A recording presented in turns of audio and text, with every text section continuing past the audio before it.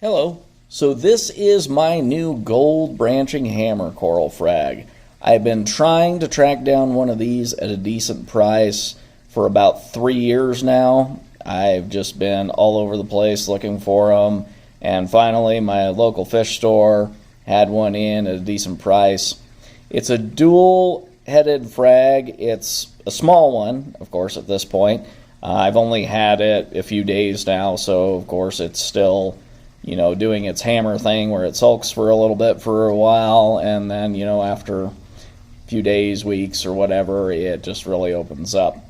So this guy is just, it's a really cool color. It's more subtle than some of the other gold hammers that you'll see out there, but I'm perfectly fine with that. I don't mind having the sort of, mixed color and lighting that it has. As you can see there, it changes over as the camera changes with it, between the white and the blue lighting.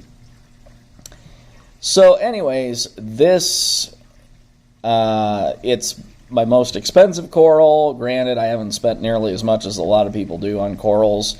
I'm kind of cheap that way. I like doing coral frags, so I have the opportunity to save money.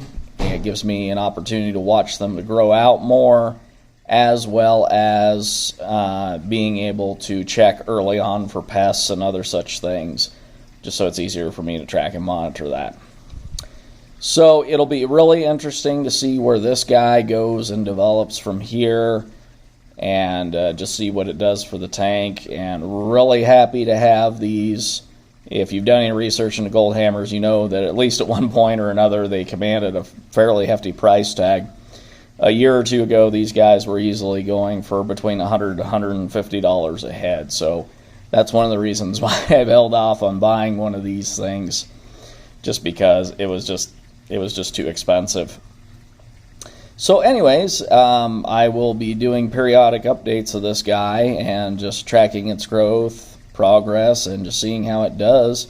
And it's also really interesting because when you get these guys really small, you kind of get a little bit of a taste of their coloration, but you don't really see what they look like until you give them a few years and let them really grow out and start spreading and growing new heads on them.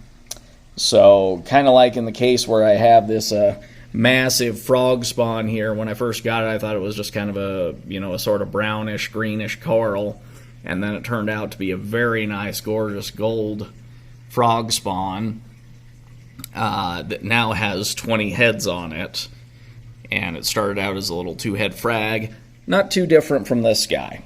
So granted, I know this is a hammer versus a frog spawn, but still both members of the Euphyllia family.